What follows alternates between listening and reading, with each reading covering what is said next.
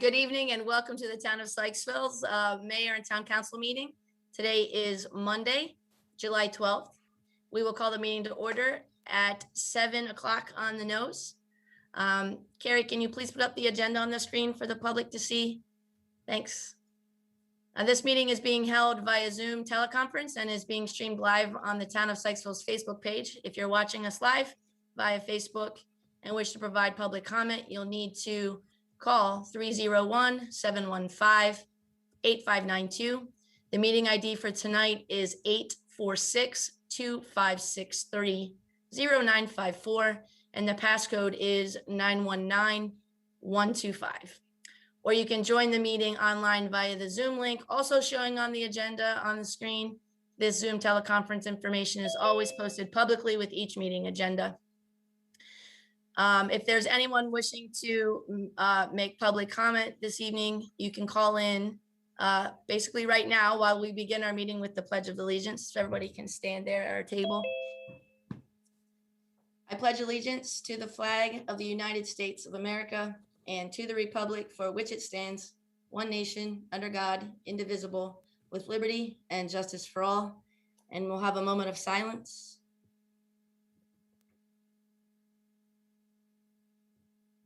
Okay, thanks everybody. All right.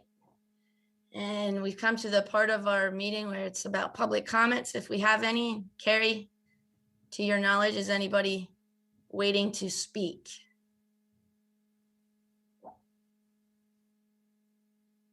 Nobody has raised their hand. Okay, thank you. I will note here though, for future reference, that public comments are limited to 3 minutes per person. And if you do end up wanting to make a public comment because you've logged on a little bit late, do feel free to press *9 from the telephone.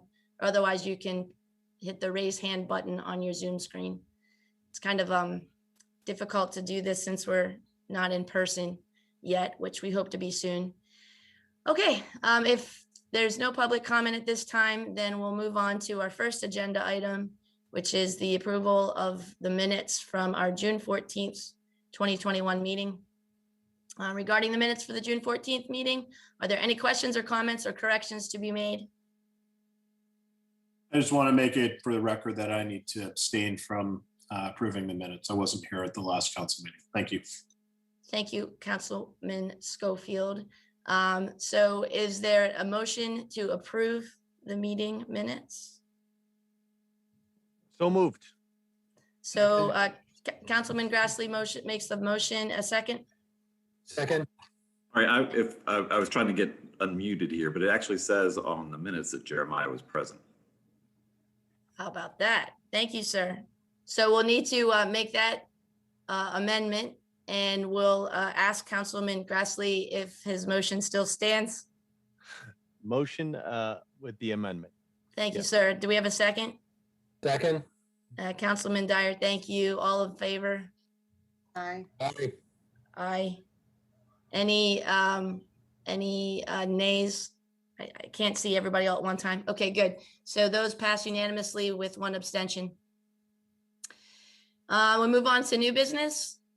First up is the public hearing on the annexation resolution number 2021. Joe, can you please bring us up to speed on the Schoolhouse Road annexation before we go into the public meeting? Sure. Again, this is the annexation of property located just south of Oklahoma Avenue and west of Schoolhouse Road. So this item was introduced this past February. Since then, it has made its way through the county for zoning waiver requests plus comments through the Carroll County planning departments. We have received all of those comments and incorporated them into the various documents to make sure that this annexation goes smoothly. And the Carroll County Board of Commissioners has also granted the zoning waiver that we had requested. And so just to remind everybody, really just looking at the annexation plat in front of you, I'll go kind of top down on the number of parcels there, but all of the, let's just say the top 4 parcels, the areas that are within town are actually zoned R10,000, and the areas outside of town are zoned conservation in Carroll County. So as a way to keep everything consistent and make sure that when, if this is annexed, that everything looks the same, we don't have split zone parcels, we did ask for that zoning waiver so that those top 4 parcels would come in as R10,000 rather than being split zoned R10 and conservation. And again, the county commission did approve that zoning waiver. So for the purposes tonight, again, this has gone through the rounds of review. It was at the planning commission meeting last week where the planning commission did evaluate all of the requests being made. They did find it consistent with the recently adopted Vision 2030 comprehensive plan for Sykesville, and it is ready for adoption tonight. There are no outstanding concerns or issues, at least with the annexation. And once annexed, that lower parcel will go through likely a subdivision process to be compliant with the conservation zone in town. Thank you, Joe. Just one comment in reference to it, and it's just because I live on the road. It's not Oklahoma Road. I don't think it matters because in the documents that I read for the town, we say Oklahoma Ave, but I just want to point out on this map it says Oklahoma Road, and there is an Oklahoma Road in 21784 zip code, as you all know, over in Eldersburg, and I just want to make that clarification. I don't think it matters for the purposes of this process, does it, Joe? It does not. That was actually something I had not noticed. So that's a good catch. Thanks, Jeremiah. Okay, so do we have a motion to open the public hearing? I think Leo just, Oh. I'm sorry. I saw Leo's hand, so we'll give the motion to Leo, and it sounds like Anna's seconding. Yes. Okay, all in favor for going into public hearing?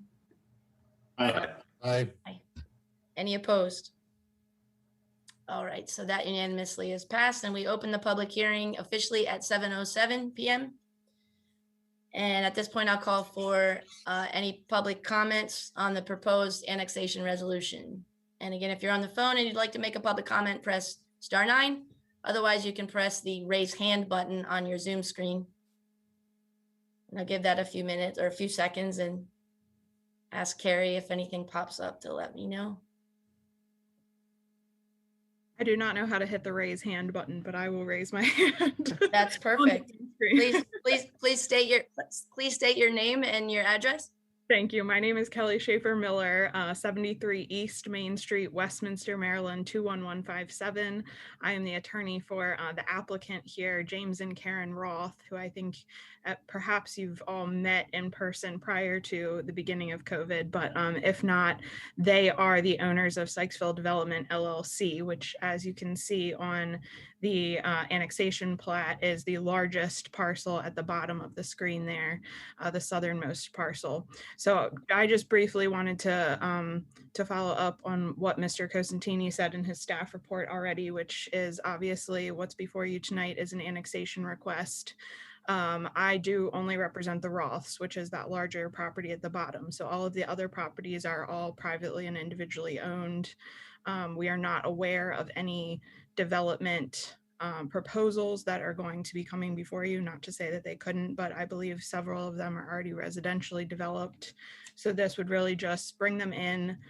As Mr. Cosentini said in his staff report, it's kind of unknown as to why we have this sliver that's in the county and not in the town, but this will kind of fix that situation, match all of the zoning. There will be no increases to density for the Sykesville development piece because the proposal is that that comes in as conservation, and the town's conservation zone is akin to the county's conservation zone. So there will be no changes there. This is really the beginning of the process in the sense that if and when James and Karen Roth decide to develop that portion, they will still have to come back to the town for both a subdivision and a site plan process, which will go through the town's planning commission. So the annexation just allows them to begin that process. The county has adopted amended water and sewer maps that would bring this property into the water and sewer service area. Those are currently with MDE waiting on their approval, but that has occurred. And we are hopeful tonight and asking for your approval of this annexation and a favorable motion this evening. And then we look forward to beginning the process at some point in time for a subdivision and site plan, which will be, I'm sure, many communications and dialogues with the town about the specifics of the actual development that occurs here. So thank you very much. I do have Andy Stein from DDC on the line with us, who prepared the annexation plat. I also have James Roth. So if there are any questions, please feel free to ask them. I appreciate the comment about Oklahoma Road. We will fix that on the plat. And thank you very much. Thank you, Kelly. So before the council would ask any questions of those in attendance, are there any other public comments? Nothing, Carrie? No one has raised their hand. Okay, thank you. So hearing no more public comment, we're at the stage where we would need a motion to close the public hearing. Motion to close the public hearing? Thank you, Councilman Grassley. Second from Mark Second. Dyer. Thank you, Councilman Dyer. All in favor of closing the public hearing? Aye. Aye. Any opposed? All right, that looks like that unanimously passes. So we are now, public hearing is now closed. And next is for the council to consider, discuss, and act on the annexation resolution number 2021-01. Does the council have any questions for staff or for those that Kelly announced were here this evening joining us on the meeting? I did have one question. I think Kelly had mentioned that you're talking about water and sewer plans. I live relatively close to this area, especially towards the north end of that plat.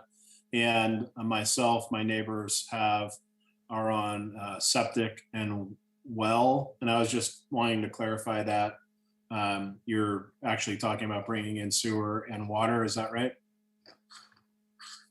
That is correct. That's the initial plan. I believe the lines are somewhere near that Schoolhouse Road point there. And so through the recent county process, it was kind of, the county maps actually matched what you're looking at from the zoning map perspective, in the sense that the water and sewer maps included half of the property in planned and existing, but the other half was outside of it. So either it needed to be brought all the way in or all the way out for anything to happen with the property. And so the county apparently had actually accounted for the, I guess, the use amount, but had never updated the maps to actually show that portion of the property.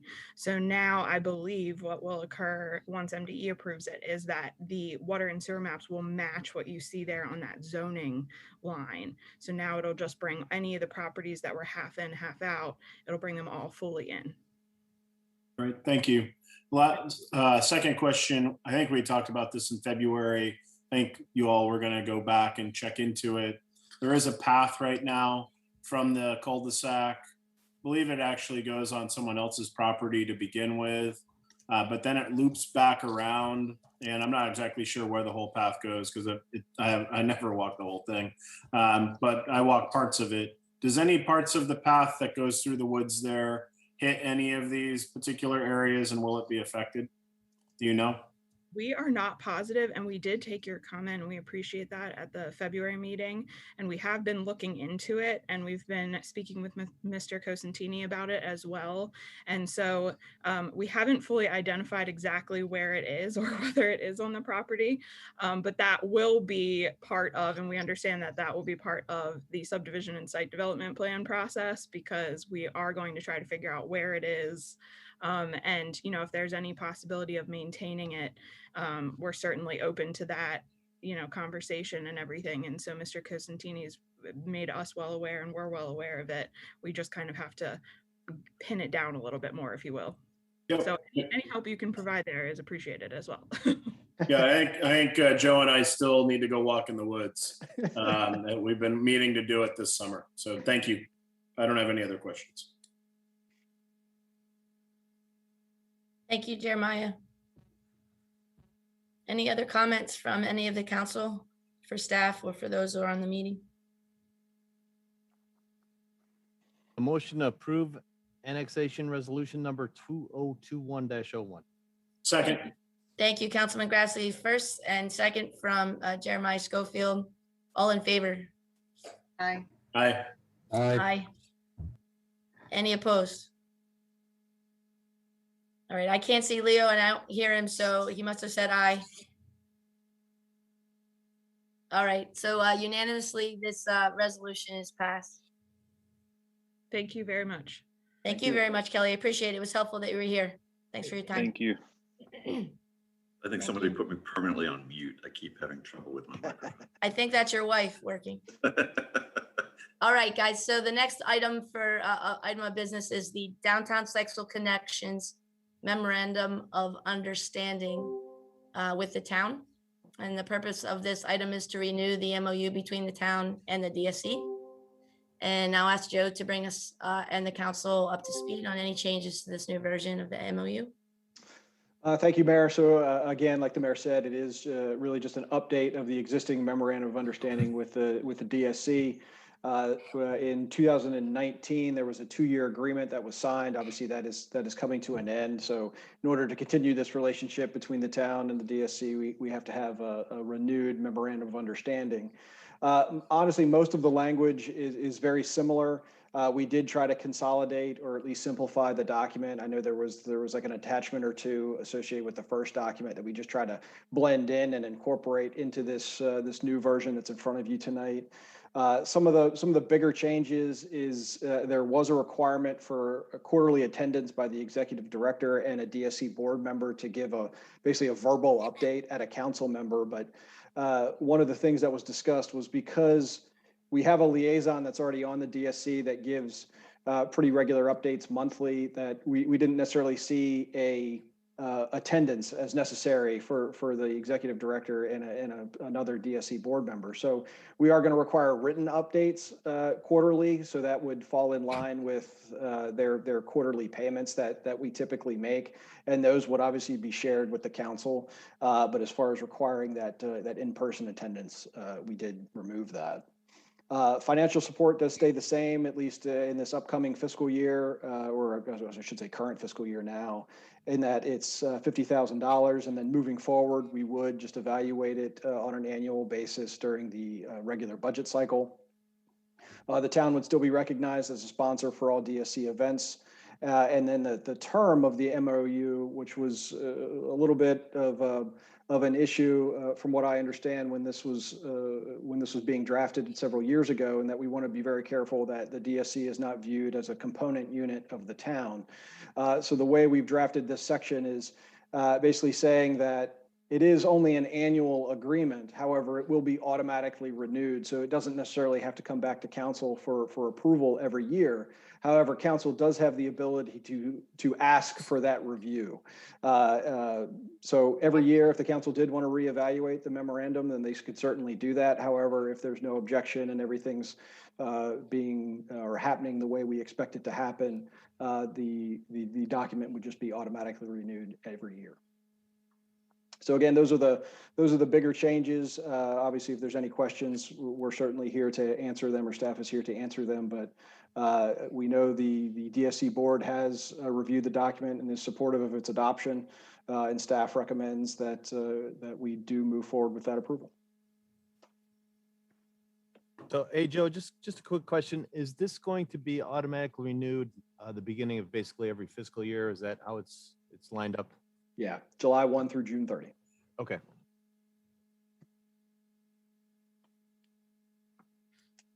Any other questions or discussion points regarding this matter from the council?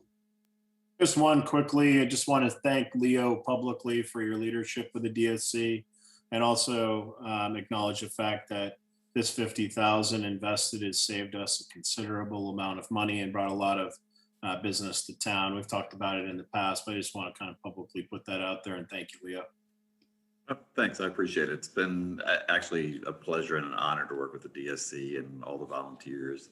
And they are happy to have the town's contribution to help them with their projects. Great. Thank you for those comments. Anyone else? All right.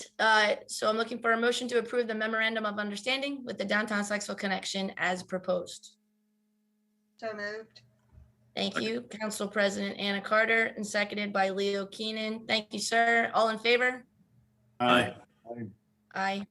And this time, because I know how to run my Zoom screen, I saw everyone's lovely faces and hands and voices, but just for the record, anyone opposed?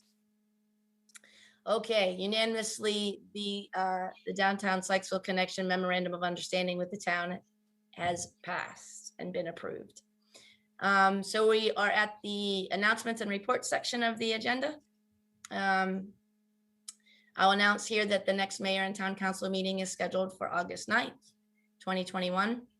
And that, you guessed it, we still have volunteer opportunities available on the Historic District Commission, Spark, Board of Zoning Appeals, Police Auxiliary, and a crossing guard.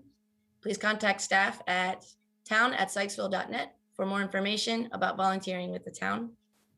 I'd like to just make one other announcement before we move on to staff updates. There is a porch talk at the Gatehouse Museum and a dedication of the Carrie Dorsey Park scheduled for this coming Sunday, July 18th. This and all porch talks are hosted by and take place at the Gatehouse Museum. Warren Dorsey at 100 is the topic of the porch talk this Sunday. And it's the first of the season. Following the porch talk, all those wishing to attend the dedication of our newest park here in town at Warfield Complex, to be known in the future as the Carrie Dorsey Park, are encouraged to join us. And of course, Warren Dorsey, Carrie's son, will be in attendance, and I'm sure other family will be as well. And that's a long time coming, so I'm super stoked to see that happening. Staff updates, you're up, Joe. I really only have one item, and again, it was actually part of my Friday update for everybody, but I wanted to give anybody a chance to potentially ask a question on that. But just wanted to make it public that we have received our notice of termination and release of easement from the Maryland Historic Trust. This was, as some of you probably remember, several months ago, the Maryland Historic Trust decided to remove the conservation easement on the Warfield property. This has no effect on the town's historic designation out there and our ability to enforce our rules and regulations, but it does require our signature on that notice of termination. We wanted to make everybody aware of it, just so, in case it came to light in the public that we signed off on this. It's not necessarily that we agree with its termination. It was just a simple matter of it was a decision by the Maryland Historic Trust to do this. If the town were to object, we would only potentially have the easement stay on the property that we still own out there, which is only Carrie Dorsey Park. So again, if we didn't sign the easement, potentially the protective covenants would stay on Carrie Dorsey Park. However, that seems somewhat irrelevant, considering that we would be in control of all of the future happenings on that parkland anyway. So again, just wanted to give an opportunity for anybody to ask any questions about that, but otherwise we'll have the mayor sign off and move on. Thank you, Joe. So that brings us to our treasurer's report. Craig, you're up. I'm up. Good evening, everybody. It's good to see everybody after a nice 4th of July weekend. At this time, I'd like to go over, obviously, the June treasurer's report. I was able to send it out on Friday, a little tardy, but I got it out there to you guys. Hopefully you had a chance to review the report. At this time, obviously, it's the last month. We've completed the whole year. Obviously, this will not be the final version of the report. Obviously, we still have weeks to go, and revenues and expenses are still trickling in. So, but this is to me, gives a good snapshot of where, we stand and how well the town did for the fiscal year 2021. I mean, given again, the challenges that with the COVID and everything that we faced, I think it took another remarkable year for the town, and I'm really pleased to be presenting the report. The revenue is come in and is probably a little shy right now. It's a little shy, 56,000 below budget, but I think the time things get finished, I think we're going to get pretty much right on that number that we had projected. So we'll have to stay tuned for that. In terms of the expenses, there are some expenses still missing, but not too many. Like I said, like this is like a really solid report. I'd say 96% of the information is in the report as we speak. Coming up, we will be audited about a couple of weeks from now. The auditors are coming in. So that's obviously when the pedal meets the metal and or the metal meets the pedal, something like that. Rubber meets the road, we'll take or it. something like that, or like dead squirrels hit the road. I don't know. Something. But anyway, they'll obviously finalize things for us, and then I'll be able to give a final report as well as they will, down the road. There's really, I mean, I hate to bore you guys with all the details. So I was gonna like go over a few areas, but I'm thinking I'll let you guys ask me any questions actually at this time. If you feel like there's areas that you're a little more clarification on, I'll be more than happy to answer your questions at this time. Thank you, Craig. Greg, I have a question for you. Sure. Reading the register, I noticed that there was a payment for, I think it was an inboard camera for a Tesla. Is that the police vehicle? Yes, that's the new one. Yes. Did we approve the Tesla? You did as part of the capital improvement plan. Did, Electric vehicle was on there. Okay, it said electric vehicle. It didn't say Tesla, correct? That's right. That's right. Okay. All right. I just have a concern with the maintenance on Teslas. I'm not sure if anybody did due diligence on what an electrical vehicle's maintenance and with all of the equipment that the police department has in it and how it drains the battery. And I can just jump in there, and I'm sure that Chief will speak to this at some point in this meeting as needed. Yes, a good deal of due diligence was done with respect to that specifically. And it's a very good point, Council President, because, electric vehicles don't normally have so much onboard equipment. So yeah, that was done. And Chief maybe wants to speak to that as well. And before he unmutes, because I know he has a hard time finding, oh, there it is. I wanted to say one other quick thing.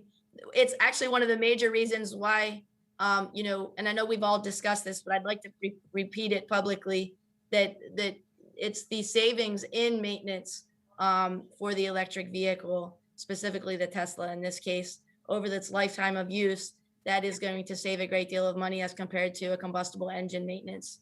But specifically to the battery usage and drainage with the onboard of all of the equipment, Chief.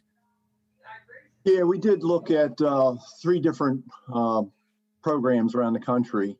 One was Westport Police Department in Connecticut. And these are just 3 of the more long-term programs that have had Teslas in operation for several years now.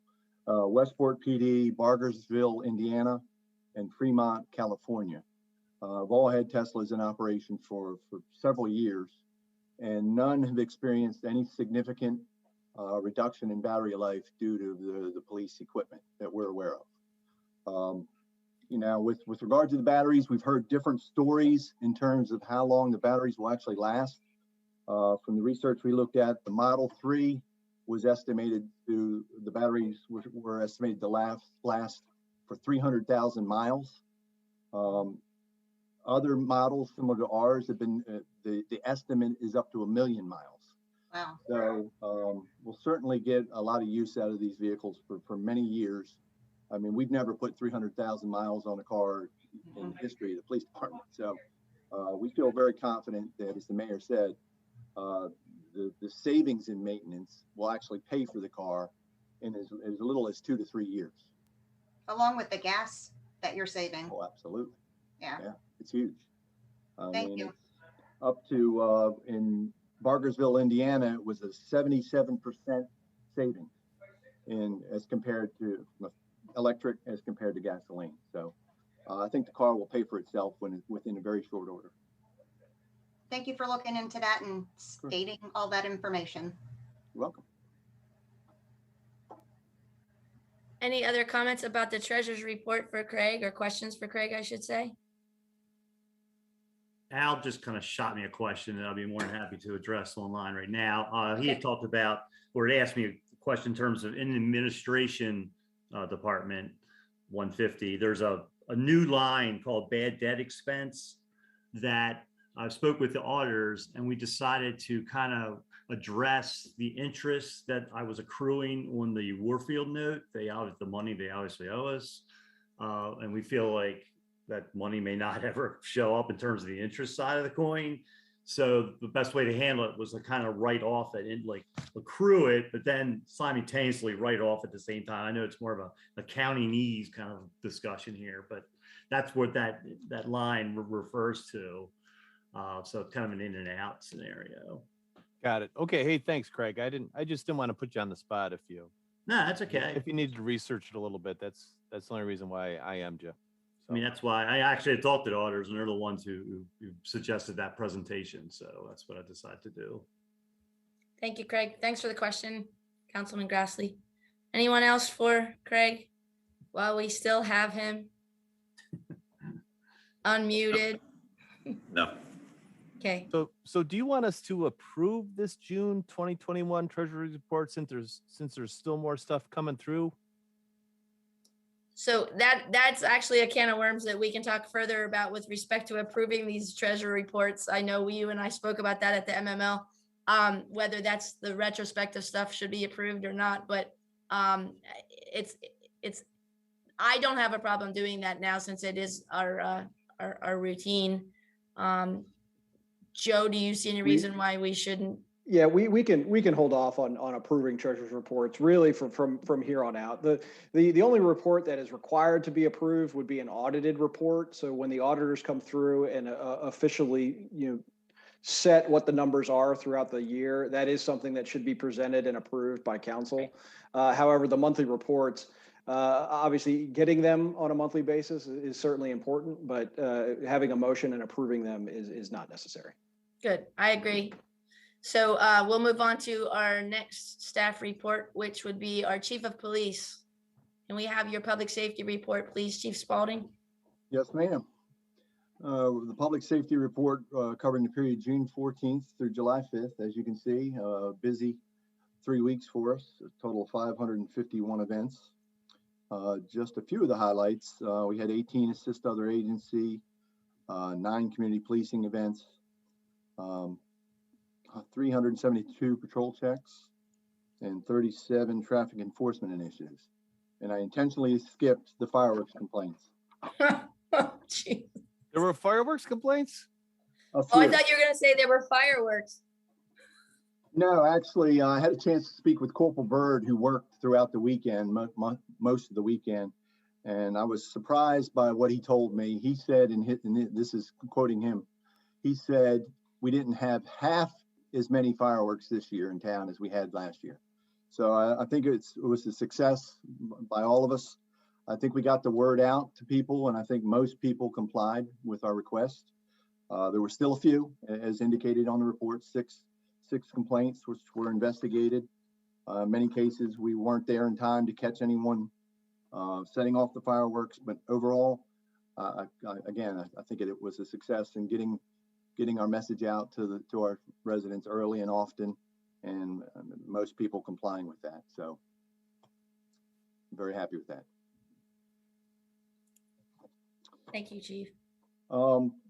There were 19 incident reports during the same period. They're in your packet as well. If you have any questions about any of those incident reports, I'd be more than happy to answer those. I don't have any. Okay. If I may, just a few other highlights.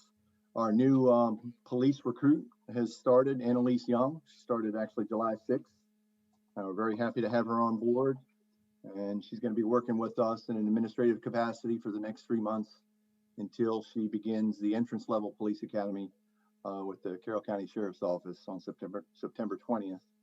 So she's getting a lot of hands-on experience riding with our officers and helping us out in the office with a lot of administrative duties and tasks, and actually also working some of our town events at the same time. So I think it's a win-win for the town. Something we haven't done in the past, to my knowledge, ever hired a entry-level officer and put he or she through a police academy. So very excited to see this through and to be at her graduation in April of 2022 when she graduates. And then she would begin 10 weeks of field training, and at which point she'll be cut loose and be patrolling our town roadways. So very excited to have Annalise on board. We're also working to replace our previous officer who recently resigned.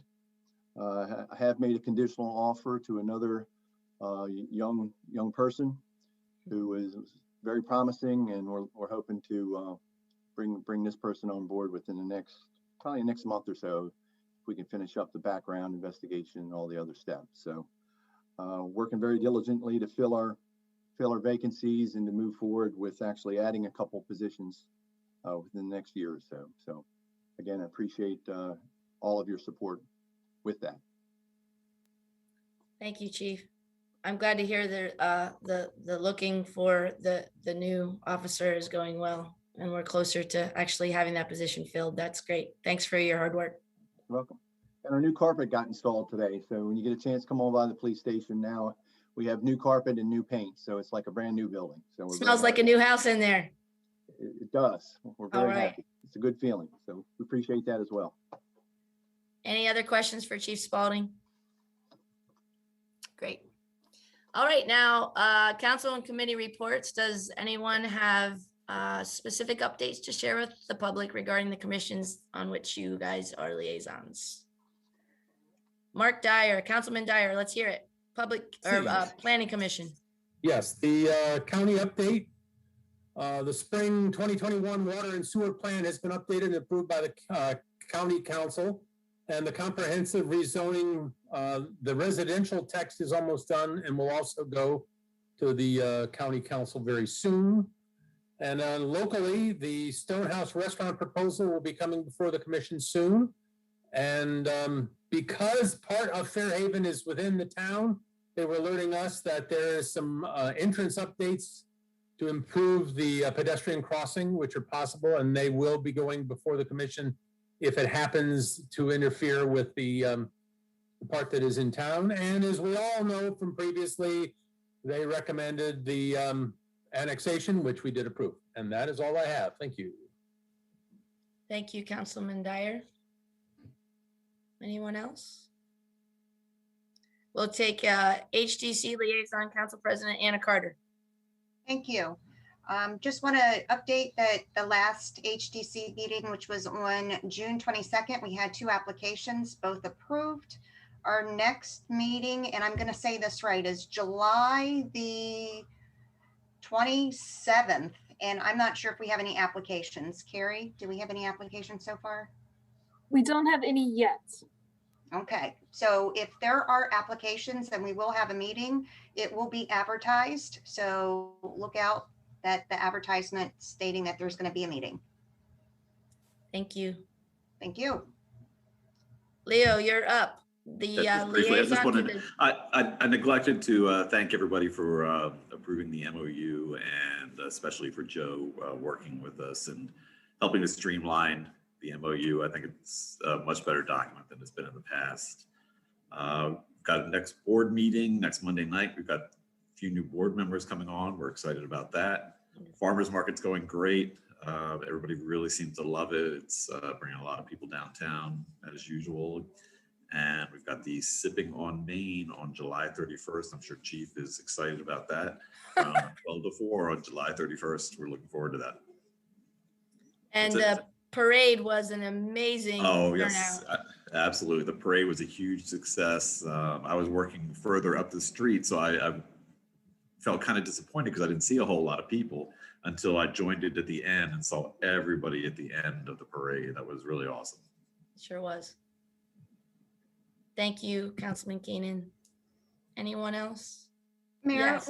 On that note, with the parade, was there any winners? Are we advertising it? Was it advertised? The parade float that took first prize as part of the competition, judged by 6 very strong women, including myself, was the town's float that was constructed primarily by Brian Trost from Spark, from Sykesville Parks and Rec Commission, with help from other commission members or commissioners.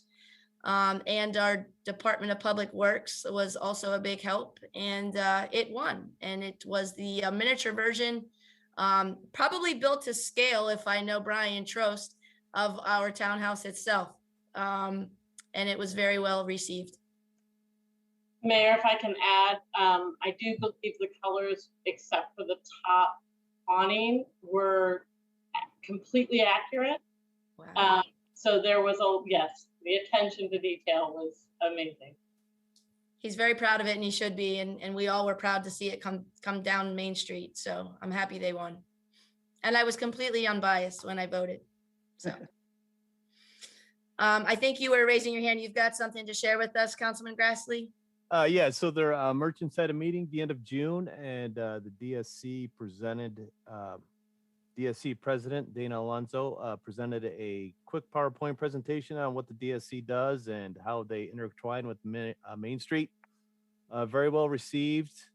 There was some new merchants there and some merchants that come and go to those meetings, so it was a good refresher for them. Everyone was very grateful that that happened. So just wanted to pass it on. I think that should be maybe every 18 months. President. You get to tell Dana Alonso that. I will. I did send her an email, but okay. No, I mean about it being recurring. I think that'd be a good idea. I mean, there's businesses that come and go. I mean, not that much, but and then there's people who kind of, what is this DSC about? So yeah, it was very good. Thank you, Al. I was told it was well received too. Anyone else there with anything to share? Madam Mayor, real quick, Yes, just to give an update on Cooper Park publicly. So the electric is scheduled to be run for the splash pad this coming Sunday. There will be a power outage. It will not affect the gatehouse and the porch talk. We've been promised by BG&E that can continue with without interruption. So hopefully that goes smoothly on Sunday, and we as we inch closer to being able to activate the splash pad for everyone. Obviously, being so close to the end of the summer months, likely we'll consider this a soft open. Once we get all the kinks worked out, then we can do more of some more pomp and circumstance come Memorial Day next year. But again, hopefully the electrical work gets done easily this Sunday. And then about the zip line, we are meeting with the manufacturer of the playground equipment that designed the zip line to figure out whether or not there's something else that can be done to prevent it from continuing to break. This is our third time with that particular piece of equipment. So that meeting is scheduled for this Wednesday. And obviously, if there's any good news that comes out of that meeting, we'll certainly let the council know. Well, and Joe, we get a lot of questions about that water park. I'm sure with the temperatures that we have, it'll be as soon as the water is flowing. It will take over what the zip line was.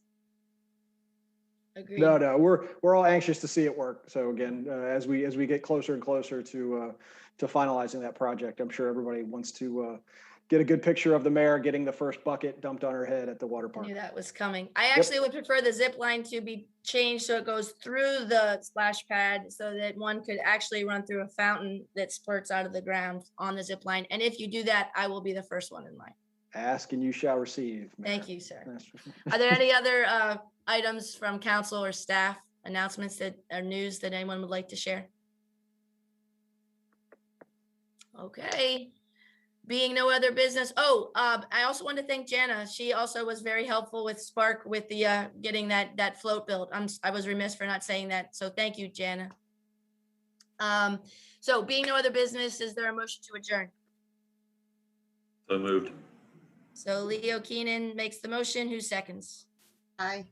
Council President Anna Carter. All in favor? Aye. That's everyone. Lisa, you ready to adjourn? All right. So that's everyone, unanimous. Good night, you guys. Thank you. Night, everybody. But Have a good Recording Halloween. stopped. Thank Thank you you, all. you too. It's supposed to get a little bit cooler.